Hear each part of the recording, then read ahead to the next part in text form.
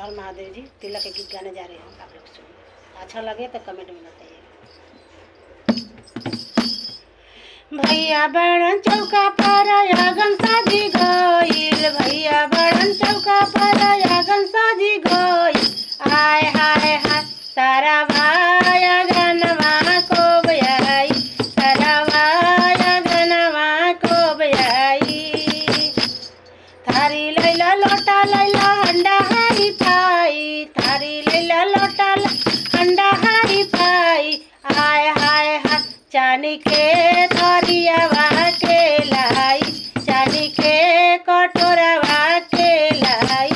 सारा भाया गनवा को बयाई, सारा भाया गनवा को बयाई।